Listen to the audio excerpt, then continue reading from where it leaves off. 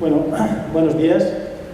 Lo primero que quería hacer era dar las gracias a la profesora Rosa Terrades por la presentación.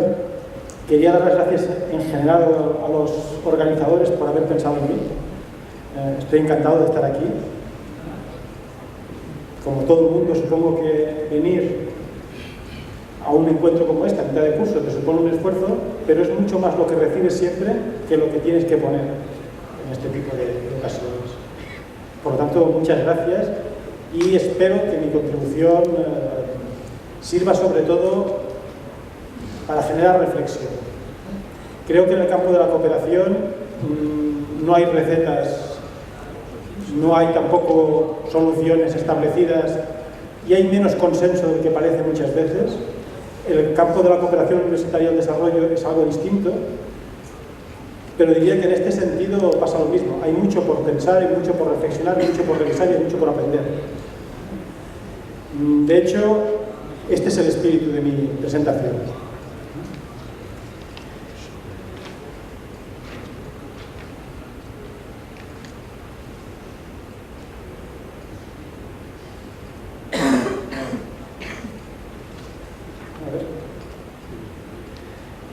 Voy a presentarlo en castellano, pero he preparado, digamos, el PowerPoint fallido que luego se ha convertido en Word, lo he preparado en francés, porque son 4 ideas y me gustaría que todo el mundo las percibiese rápidamente. Empiezo diciendo coût si per. ¿Por qué? Porque este es el punto de partida que quiero tomar. De hecho, aparentemente hay un consenso enorme sobre la necesidad, no simplemente la conveniencia, sino la necesidad de la cooperación universitaria y el desarrollo. Este consenso es muy fácil de percibir a nivel internacional. La Unión Europea, por ejemplo, ha mantenido los presupuestos en cooperación pese al inicio de la crisis y a toda una serie de problemas.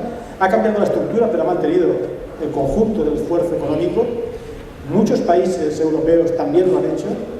Y no digamos los países, digamos, en ascenso, países como los famosos BRIC o otros, en los cuales no solamente se ha mantenido el esfuerzo en cooperación, sino que ha crecido sustancialmente, en algunos casos exponencialmente.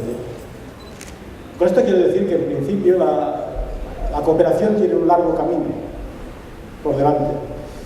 Y eso a pesar de las críticas que ha recibido. Yo como académico he criticado muchas veces el concepto mismo de cooperación. Y probablemente muchos de los que estamos aquí lo hemos hecho. Lo que es cierto es que independientemente de las críticas que se reciban o no se reciban, la cooperación es una realidad que existe y que va a continuar con fuerza durante todo el tiempo que podemos prever los mortales. En este sentido, yo no querría haber empezado como voy a empezar. No quería empezar haciendo un alegato a favor de la cooperación. Y en concreto a favor de la cooperación universitaria y el desarrollo, pero me veo obligado a hacerlo y luego explicaré por qué. Creo que hay algunas razones que explican la persistencia de la cooperación, a pesar de que, particularmente en el contexto africano, los resultados de la cooperación en más de 60 años de actuación han sido como mínimo modestos, y estoy siendo políticamente correcto. Decir que han sido modestos, podría decir cosas mucho peores. Yo trabajo sobre Madagascar y lo que podría decir, yo he estado en mesas de redondas donde han dicho directamente la cooperación es un peligro para el desarrollo de los pueblos. Yo no defiendo esta idea, pero digo que en este contexto lo que yo quiero plantear es que hay que tener en cuenta lo que está pasando, no tanto lo que debería pasar. Empecemos por lo que está pasando. Lo que está pasando es que la cooperación existe, va a continuar existiendo y hay elementos muy claros porque esto es así. La primera es porque la cooperación forma parte de la diplomacia académica de muchos países.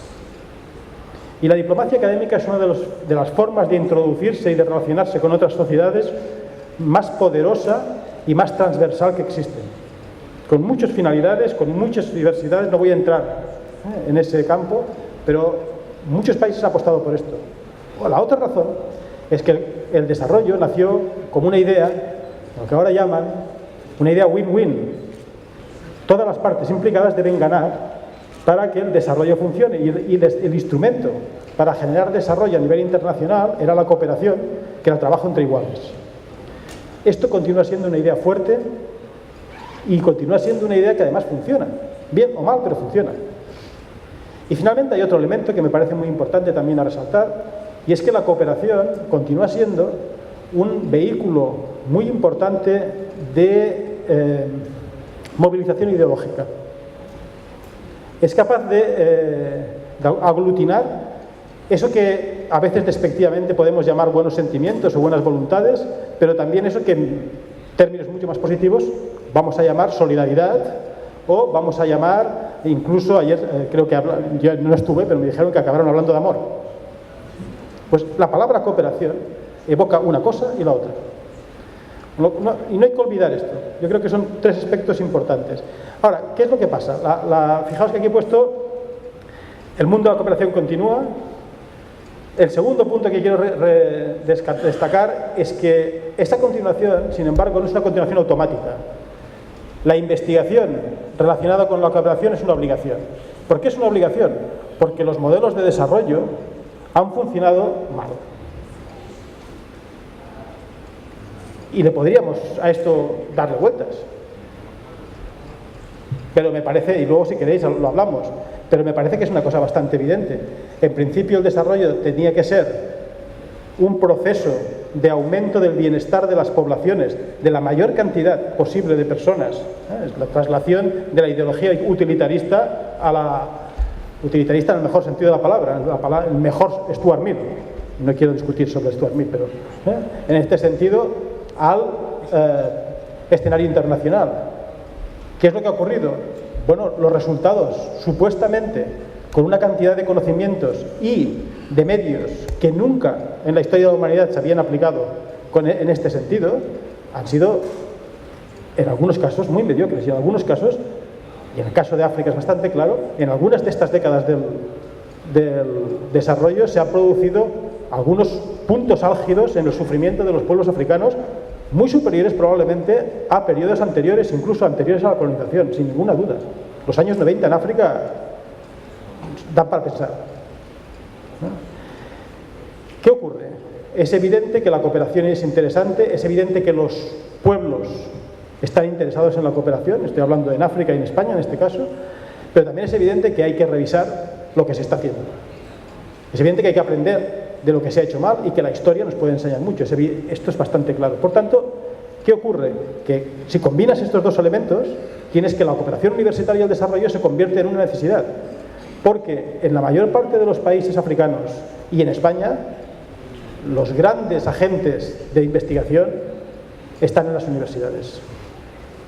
No hay otro campo donde haya tanta masa crítica de investigadores, tantos medios y tanto potencial. Con lo cual, tienes que decir, si hay cooperación, tiene que haber forzosamente investigación asociada. La paradoja, y es el tercer punto que quería apuntar, es que con la llegada de la crisis se ha producido una situación en España bastante marcada, que ha sido la desinversión en cooperación, y no voy a entrar en detalles, pero el hecho es que si hablamos solamente de presupuestos, en estos momentos los presupuestos en cooperación han sufrido un recorte enorme. Y el otro hecho es que los países africanos en su conjunto, sé que hay excepciones y que las excepciones empiezan a ser importantes, pero en su conjunto tienen también poca capacidad para contribuir con capital, y hablo del capital clásico, a la cooperación. Pueden contribuir de otras formas, pero estas otras formas con las que se ha querido hacer contribuir a los países africanos necesitan maduración e investigación. Y luego, si queréis, hablamos un poquito de conceptos como capital social, como capital cultural, como no desarrollo, y lo poquito operativos que son hasta ahora, hasta el día de hoy. ¿Qué es lo que ocurre? Entonces dices, bueno, en esta situación, si estamos hablando de que ha habido una descapitalización, en concreto en la cooperación española, exactamente de qué estamos hablando en esta reunión. Esto es lo que voy a intentar plantear. Bueno, creo que el hecho mismo de que haya este encuentro, quiero agradecerlo otra vez, porque este encuentro es un esfuerzo importante en generar continuidad con esfuerzos anteriores, continuidad con vistas al futuro. Este mismo es una señal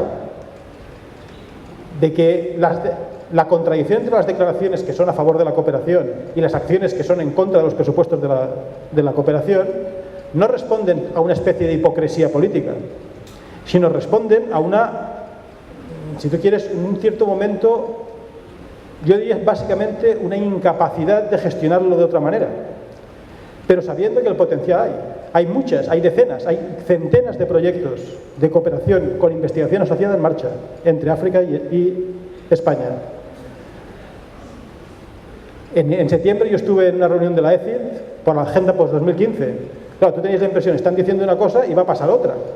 No, pero era evidente que la intención era constructiva. Y no simplemente pensar, entonces mi idea es, ¿qué estamos haciendo? ¿Hacemos esta reunión para esperar tiempos mejores? Porque estos no son los mejores. No, yo creo que hay algo más. Esta reunión es una reunión que quiere ser constructiva. Y lo quiere ser en un momento donde abandonarla sería un error. Y ahora voy a intentar explicar por qué.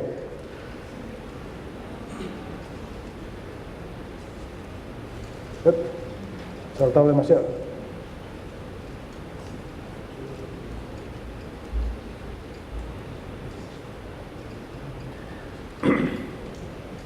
Bueno, ayer me decían que no dijese esto, pero sí que lo voy a decir.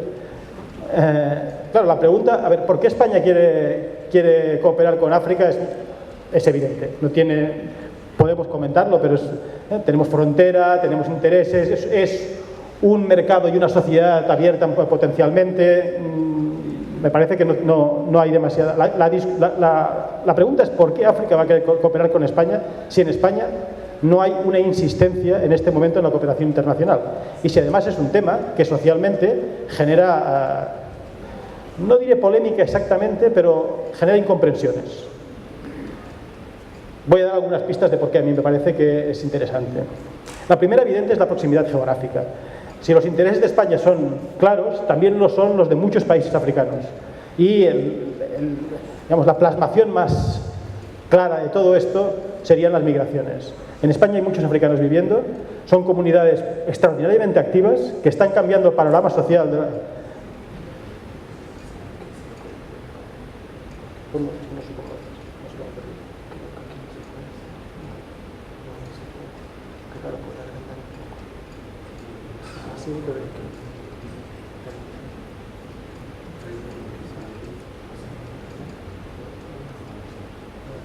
Bueno, me pedían que lo pusiese en pantalla completa, pero es que no lo sé hacer. Bueno, he puesto 3 razones. Una es la proximidad geográfica, que además va acompañada con una característica particular de la sociedad española, que es que aunque la sociedad española tiene un pasado colonial en África, concretamente en Guinea Ecuatorial y en Marruecos, lo cierto es que con Marruecos no tanto, pero con Guinea Ecuatorial es sorprendente el olvido, al menos el olvido, digamos, en las relaciones más visibles que se ha generado. Con la mayor parte de África, España aparece como un país sin pasado colonial. Y esto tiene desventajas, pero tiene ventajas. Y esto lo he experimentado yo como investigador en Madagascar. Yo en Madagascar ni competía, ni era sospechoso, ni entraba nunca en los juegos de poder. Lo cual me permitía una libertad en la recepción de información y en mi intercambio de información sorprendente. Esto puedo decirlo. Esto por una parte. Por otra parte, hay muchos caminos abiertos. Una historia de la cooperación son esos caminos abiertos que luego no llegan a ningún sitio. Es interesante continuar los caminos. Hay muchas iniciativas que se han puesto en marcha, que son iniciativas interesantes, que son iniciativas de las cuales se puede aprender. Eso es un activo que en cualquier caso habría que aprovechar.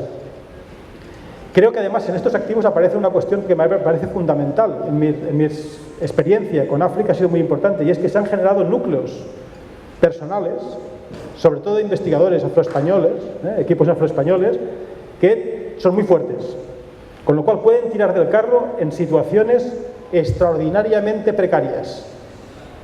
Y esto hay que aprovecharlo. En el momento que tú tienes potencial humano, ese potencial humano es el elemento más importante para luego generar otras cosas. Y finalmente yo me pregunto si no existe una proximidad cultural que haría que la investigación afroespañola tuviese alguna característica diferencial y por tanto pudiese contribuir de alguna manera. Y os voy a poner algunos ejemplos. Sé que esto, yo soy antropólogo y entonces los antropólogos siempre salen con historias de estas.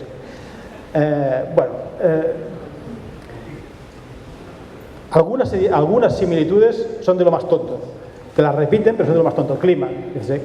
La idea es: en España hace calor, en África también hace calor, por tanto la gente hace la siesta y los ritmos laborales se parecen más que con el norte de Europa. Bueno, es menos tonto de lo que parece, porque los ritmos laborales no son solamente ritmos laborales, son ritmos de vida y formas de relación entre las personas. Es bastante claro que nuestra adaptación, hablo del caso de Madagascar, donde los horarios no tienen nada que ver con los españoles, pero el acercamiento a los horarios tiene mucho que ver. Y no estoy refiriendo simplemente a la cuestión de, es que llegan tarde. No es esto. Sino es esa extensión del tiempo y esa extensión de las relaciones que nos acercaba con bastante facilidad. Yo no me irritaba prácticamente nunca por estas cuestiones, sin embargo tenía colegas de otros países que estaban completamente outside todo el tiempo. Más cuestiones. España está en un largo proceso de democratización. Ya sé que decir esto en España suena provocador, porque la transición es una cosa que se acabó en el 78 con la Constitución.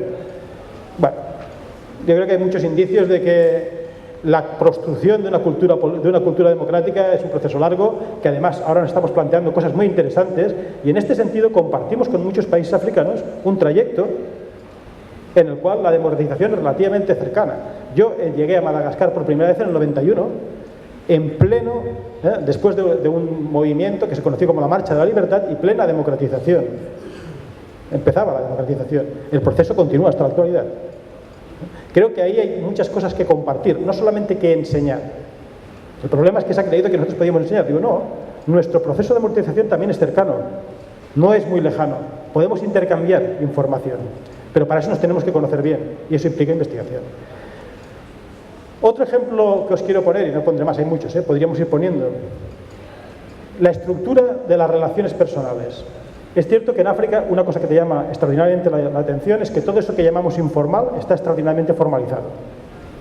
Es decir, las relaciones, eso que llamamos nosotros relaciones familiares, de parentesco, ordenan buena parte de la actividad social.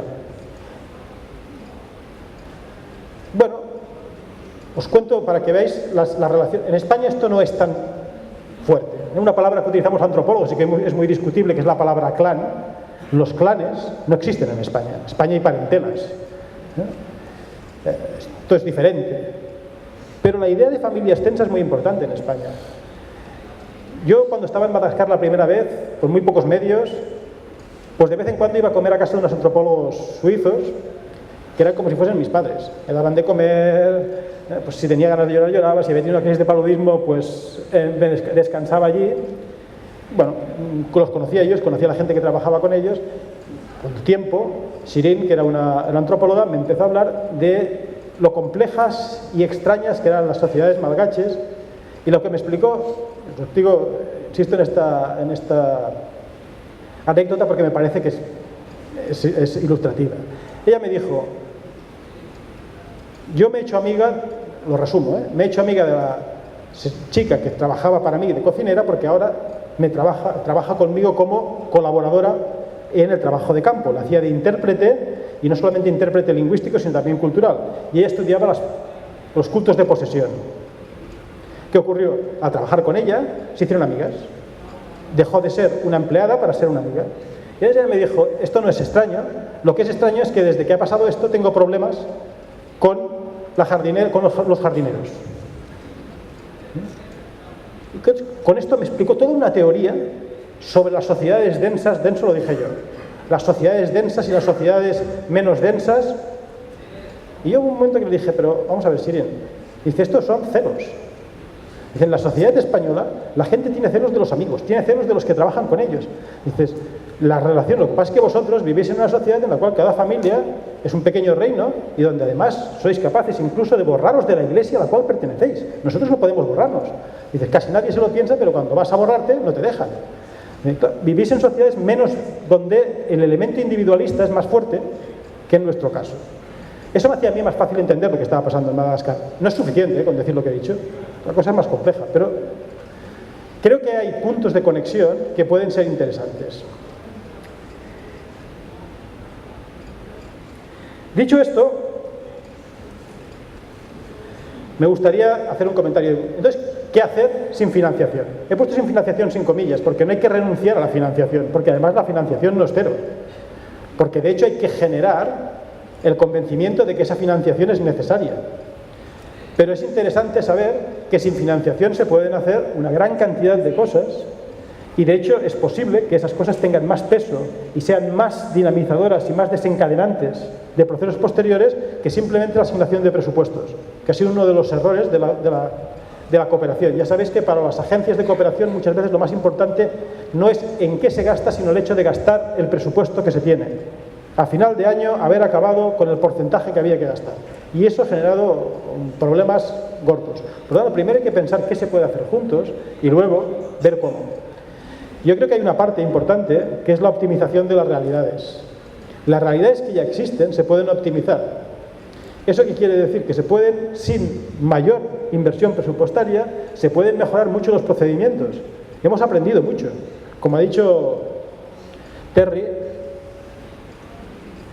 hemos aprendido mucho desde el primer encuentro con las universidades africanas.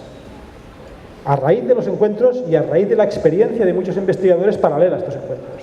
Hemos aprendido. Esos aprendizajes se pueden tener en cuenta. Hay una parte que evidentemente implica las instituciones. Os pongo un ejemplo, ¿no? Un excelente medio de cooperación para el desarrollo, como creo que ya apareció ayer en las jornadas, es la formación asociada a la investigación. Por tanto, la formación de eso que se llamaba tercer ciclo, másters y doctorados.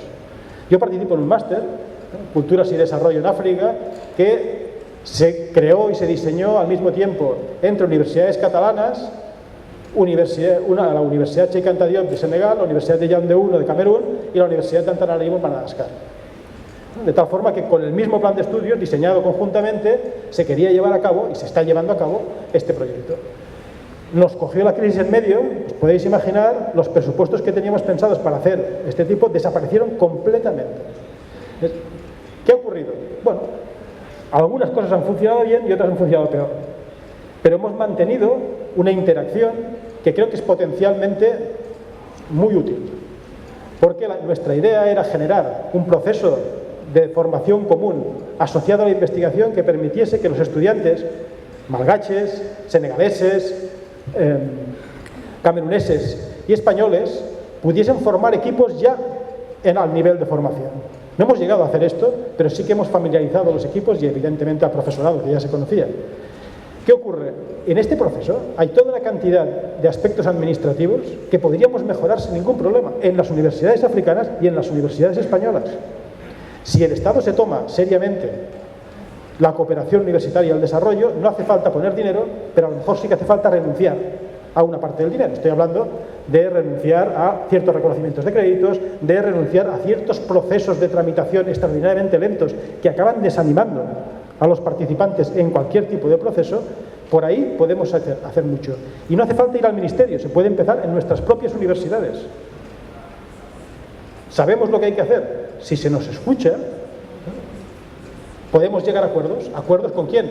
Con las mismas administraciones de las universidades en Senegal o en España, en Camerún o en Antananarivo. Ya poner en relación, pensad que las universidades africanas tampoco funcionan todas de la misma forma, ni mucho menos. Ponerlas en relación ya es un aspecto importante. Otro aspecto que quería indicar es la necesidad compartida. La necesidad compartida me parece que es una oportunidad increíble.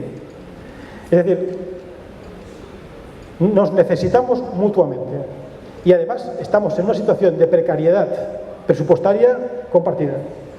Esto aguza el ingenio en muchos sentidos. Os pongo otro ejemplo. Hace unos años se organizaron unos, no eran másters, eran cursos de gestión universitaria organizados desde universidades españolas y catalanas para universidades africanas.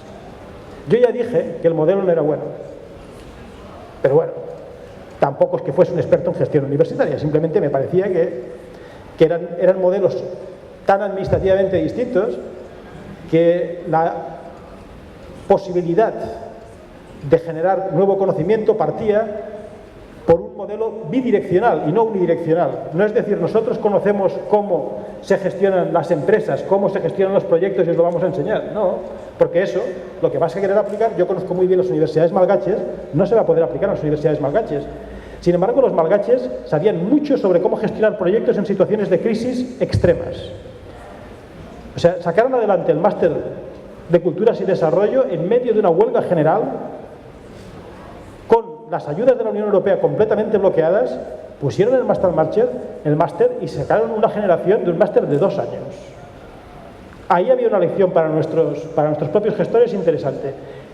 No se puede copiar, no se puede mimetizar. Igual que no se puede mimetizar el modelo de gestión de las universidades españolas, a las universidades africanas tampoco se puede hacer lo contrario, pero sí se puede aprender. Se puede aprender de flexibilidad, se puede aprender de la capacidad de generar normas que sirvan a sus objetivos y no al contrario, que los objetivos acaben adaptándose a la normativa. Hay una gran cantidad de posibilidades ahí y ya tenemos el marco para hacerlo. Finalmente, la investigación. Vuelvo a incidir en la investigación. Creo que la situación en la que nos encontramos hace más evidente que la investigación es el punto de contacto que continúa existiendo más importante. Nosotros estamos metidos en programas de cooperación universitaria para el desarrollo, en el cual movilizamos presupuestos de la investigación, es decir, enviamos a gente que está en proyectos de investigación y que luego actuará como investigador y también como protagonista de cooperación universitaria al desarrollo. Un elemento importante que ha aparecido al asociar estos dos perfiles es que los indicadores que se utilizan también para las sociedades españolas, pero para las sociedades africanas, son indicadores que sistemáticamente tergiversan la realidad. Y os pongo también un ejemplo muy simple. Los precios del mercado, los precios que se están utilizando para hacer los análisis económicos en África, tienen muy poco significado en las sociedades africanas. Si tú te vas a Madagascar y miras lo que vale el arroz en el mercado quiero decir un mercado local, haces cuentas y en 2 días llegas a la conclusión de que la sociedad malgache globalmente tendría que estarse muriendo de hambre. Y no es lo que está ocurriendo. Madagascar es un país muy pobre, pero hay pocas crisis, hay problemas de desnutrición, pero no hay problemas de hambre, generalmente. ¿Qué es lo que ocurre? El precio que ponen en el mercado, y no el que te dicen a ti como extranjero, el precio que están pagando los propios malgaches, no responde a la mayor parte de los intercambios de riqueza, de productos generados que existen en Madagascar. Hay muchas otras formas de intercambio.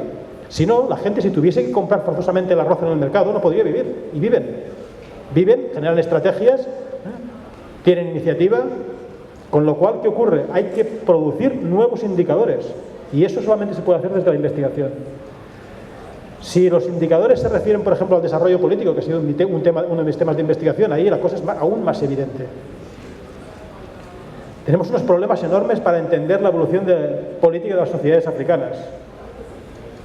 ¿Cómo participa la gente en la toma de decisiones? ¿Cómo puede participar? ¿Qué es democrático y qué no es democrático? ¿Qué es aceptable y qué no es aceptable? Nuevamente, la investigación nos puede generar nuevos indicadores que no parten de la idea de... Resulta que en África hay elecciones, la gente va a votar muchas veces más que en España, más que en Europa, mucho más que en Estados Unidos. Hay alternancias en el poder, es decir, el partido que manda pierde. Y sin embargo, mantenemos machaconamente que los africanos tienen poca cultura democrática. Vamos a ver, si la democracia son cuatro ideas, quien tiene más votos gana. Esto lo entiende todo el mundo. Pero el poder y la convivencia es más que esas reglas democráticas. En las sociedades africanas existen otras formas de responsabilidad social muy importantes que habitualmente no tienen en cuenta los indicadores que utilizan los politólogos y yo diría incluso, y aquí me meto yo en un carro, los antropólogos. Ahí hay un campo importantísimo si tú miras suficientemente cerca y lejos. Y finalmente esto tendría que dar lugar a una combinación, no digo un desplazamiento, sino una combinación de aproximaciones. He hablado de mainstream. Ayer, hablando con Carlos Oya, del cual soy muy amigo desde hace mucho tiempo, bueno, estábamos bromeamos muy a menudo, y yo me estaba metiendo con él. Él es economista, yo soy antropólogo, y bueno, es la discusión típica. Tú estás anclado en el pasado, en fin. Claro, yo que le decía, pues que lo que me estás explicando, Carlos, es la repetición de los modelos de los 60 de industrialización. Y ya viste cómo funcionan en África. Y dice, y tampoco es que se haya acumulado tanto activo desde esa época, porque en los años 90 no fueron de acumulación precisamente de infraestructuras, ni de capital, ni de nada. Era broma. Hablábamos de Etiopía, que es un caso bastante particular, con un Estado como media mucho más fuerte que la mayor parte de los estados subsaharianos, con diferencias con los estados del norte de África, pero digamos que es un Estado relativamente fuerte.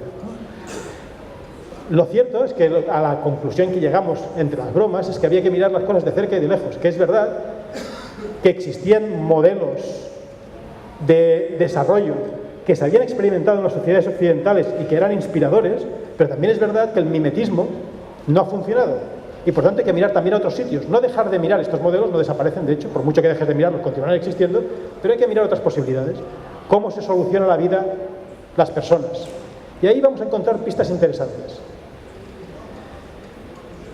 Estas pistas nos hacen que no hay que tener miedo a mirar atrás y aprender de los fracasos, porque de los fracasos de lo único que se aprende. De los éxitos cuesta mucho aprender. La vanidad es una característica humana y en la academia está exacerbada, por razones incluso ya de competitividad internacional. Te obligan a ser vanidoso. Tienes que ser vanidoso, tienes que explicar lo que haces, tienes que ser maleducado. Lo que antes, ahora no. Antes no podías vanagloriarte, ahora debes vanagloriarte porque si no, no vas a conseguir un suplemento salarial. ¿Qué es lo que ocurre? No es de los éxitos de lo que se aprende. En general se aprende muchísimo más de los fracasos. Si miramos estos fracasos, aprenderemos mucho. Y entonces nos daremos cuenta que el futuro de las sociedades africanas, y no solamente de las sociedades africanas, de la sociedad española también, bueno, voy a ver si puedo bajar esto.